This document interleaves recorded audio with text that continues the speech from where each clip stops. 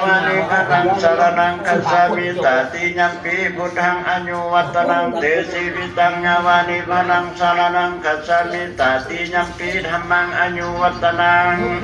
เตสิวิตังวานิพนังสารนังคัสสามิตาติยัมปีสังฆังอโยวัตนังเตสิวิตังวานิพนังสารนังคัสสามิสาธุสัพพะพุทธานุภาเวนะสัพพะธัมมานุภาเวนะสัพพะสังฆานุภาเวนะสัทธาโสธิภาวตุเตสาธุขอบคุณพระพุทธจงมาช่วยคำคุณพระธรรมจึงค่อยมาช่วยหนุนทรงคุณพระสังฆเจ้าจงมาสู่สวรรค์จะได้ไหลนับแต่วินาทีนี้ไปจะได้เฮียกเอาเข้าเอาขวัญให้ละให้พรแก้ครอบครัวเงินสารพร้อมด้วยลูกหลานญาติพี่น้องมาร่วมงานในมื้อนี้ขน้อยเบาแปะนะก็ขอให้ศักดิ์สิทธิ์ขอให้เป็นสิริมงคลให้แก่บรรดาลูกหลานอยู่ในเฮือนในศาลพร้อมด้วยพ่อแม่เฒ่าแก่มาร่วมงานนี้ก็ขอให้อยู่ดีมีแหงหายพญาติโลคาให้มีอายุมั่นยืนสุขุสุขคนทนสิที่พระพรมัวบอนแม้นวิเศษอติเลกาเตโสไสยันตุภวังไสยมังคลติเลกอเนกาสวัสดีความสามัคคีความเมตตาไมตรีจงเกิดมีแก่นาคุตมนุษย์สัพุมพันคันธพะยัคขาเทวดาสุราสุรินอินพรหมยมมะราชาสุนัขตาสุมังคลาอุตตมะโสอุตตมะโยอุตตมะดิฏฐิอุตตมะนาทีอุตตมะสีพิลาปินนะพะทมไตยังหังนาวังขัดคู่พร้อมกันอยู่สอนมอนอภิจรจันทฤกษ์อังคารฤกษ์มหาไสยพุทธประหัตไปเป็นโศกสุขเศร้าโยกแม่นวันดีวันนี้เป็นวันไม่น่าทิฐิอนุตตะโศกตกไปนี้แม่นตกไม่จันขันใบนี้แม่นขันไม่แก้วเฮา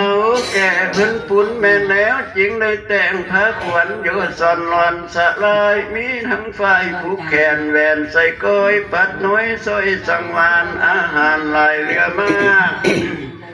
สาพระพร้อมทุกสิ่งทุกอันมีทั้งผู้พันและมากิบจัดแต่งหีบดาวดามาลาหอมของเฮาเรากงเกี้ยวใส่พระขวัญส่วนกันมามวนเต้ามีทั้งข้าวต้มกล้วยและใบสีมีทั้งหมูโตดีต้มเกียงปอดเลยรวดแล้วบ่ละควรจึงได้ยอมพระขวัญมาตั้งไว้มีทั้งไฟอ่อนให้เอามาไว้ผู้แขนแต่งตามแผนผู้หานแต่ข้าวฝูงผู้เฒ่าเจ้าโคตรลุงตาเสินเอาขึ้นมานั่งอยู่ในศาสตร์แล้วจึงให้โอกาสข้าพระบาทเป็นหมอพรหาเอาความดีความงามมาห้องเฮียกเอาขวัญว่ามายืนมาดื้อ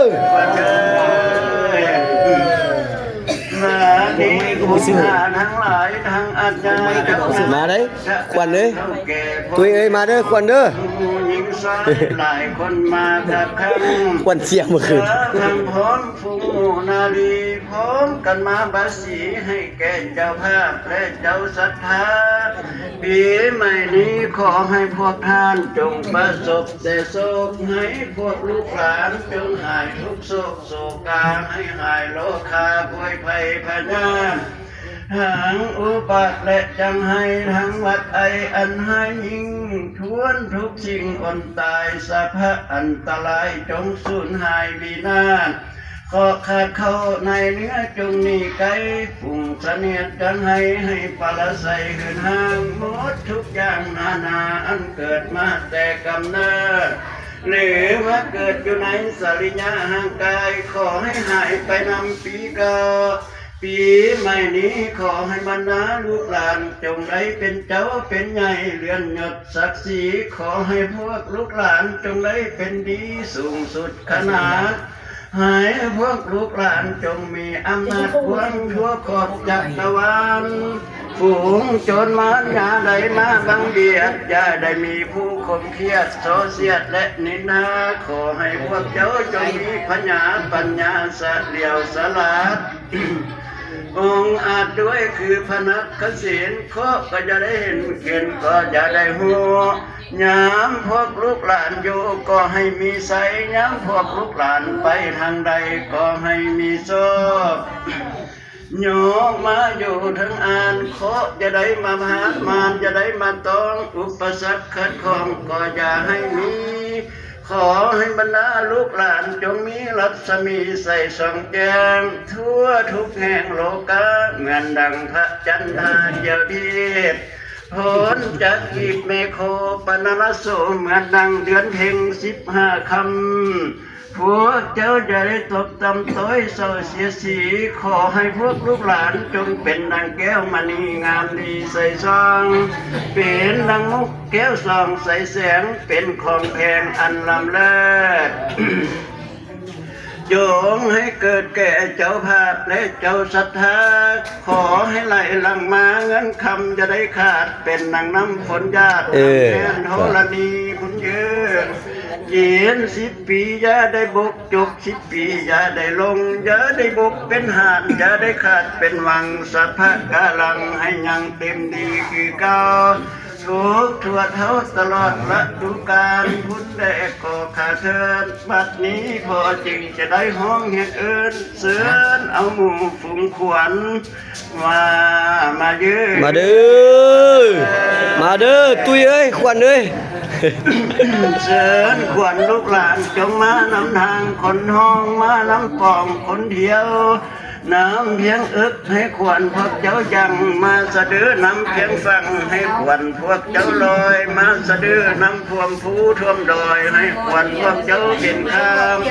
ให้ขวัญพวกเจ้าจงนำทางมาไวๆเจ้าจะได้อยู่ซา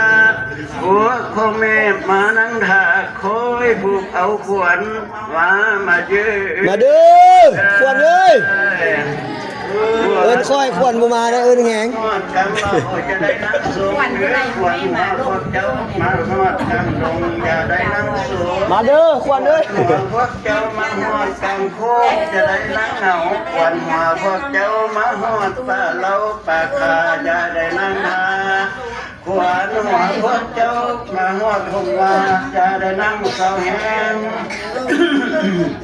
ขวัญหัวพวกเจ้ามาฮอดป่าแสงจะได้นั่งลีขวัญหัวพวกเจ้ามาฮอดป่ามีจะได้ลีอยู่แคมทางหรือขวัญหัวพวกเจ้ามาฮอดป่ายางอย่าได้นั่งให้ขวัญหัวพวกเจ้ามาฮอดเพียงให้จะได้เวสุขยาขวัญหัวพวกเจ้ามาฮอดเพียงนาจะได้เวกินข้าวขวัญพวกเจ้ามาพ้องเอาไหมจะได้ทวดหัวนอนมาขวัญขวัญหัวพวกเจ้าจะได้สะนานเชิญเอาขวัญพวกลูกหลานจงเข้ามาอยู่บ้านขึ้นสู่เฮือนตนมีทั้งเฮือนมงคลหลังใหญ่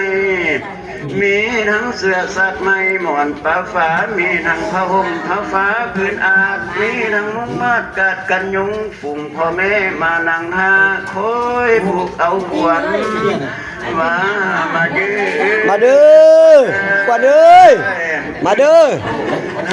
มาได้เจ้ามาหมดแล้วเสิร์นขวัญหัวพวกเจ้าเอิ้นค่อยบ่มาเอิ้นแหงต้มและของหวานมากินน้ำตาลและน้ำอ้อยมากินกล้วยติบน้อยตินเต่าหมูสีมีทั้งบุรีและเมียงมากมีหลายลากอาหารเต็มผ้าพานและผ้าตอกมีทั้งไก่ผู้อบต้มหมูโตใหญ่ๆต้มสิพาขวัญขอเชิญชวนขวัญหัวพวกเจ้ามากินข้าวอยู่ในผ้าสะดือมาได้กินปลาอยู่ในถ้วยมีทั้งกล้วยอ้อยตาลหวานข้าวเค็มจืดสักผักพืชพร้อมมีม่วงสุกหวานผัวพ่อแม่เพิ่นเอาใส่ผ้าพานมาตั้งไว้เชิญขวัญหัวพวกเจ้าจงมาเสวยมาเด้อขวัญเอ้ยขวัญพวกเจ้า จ้าสักเลยอาหารมานข้าวอิ่มแล้วเสิร์ฟควรหัวพวกเจ้าจงมาเข้ากินจะได้เหม็นสาบมาเข้าคาบจะได้เหม็นข้าวเย็นข้าวน้ำผีให้พวกเจ้าหากมาสะดือเขียวหมากน้ำผีให้ควนพวกเจ้าขายเสิร์ฟเอาควนพวกเจ้าจงมาได้ท้องเป่ามาอยู่พี่กินข้าวกับงามาอยู่พี่กินปลากับลูกกับหลานหันมากวนพวกเจ้ามาหอดห้องสถานห้องที่อยู่เจ้าแล้วขอให้ลูกหลับได้เงินคำแก้วสู่ประการผู้ยอดมานให้สัตว์ดูจะมาเบียดถ้ามีความเดือดร้อนมาไกลให้ห่างหนีขอให้พวกเจ้าจงมีสุขล้นพร้อมพำทั้งครอบครัวอย่าได้มัวมองสีอันโดดเดี่ยวมาเต้าปีใหม่นี้อันว่าเงินคำนั้นให้มีมาหลายกว่าเก่าบอกว่ายังหนุ่มหรือตลอดหอดเฮาให้พวกเจ้าสนุกนั่งน้ำตั้งแต่เงินแน่นอนใจโยใจยังใจนำทุกภวังใจนมังคละใจยะมหาความสมบูรณ์จงจงเกิดมีแก่พวกเจ้าหรือปีใหม่นี้ความบุญเฮาบอกแก่จะสุภากันมาสุดตนสุดโตขอให้พวกเจ้ามีอายุวันโนสุขังพลังมันยืนลำรวยมาทุกคน สา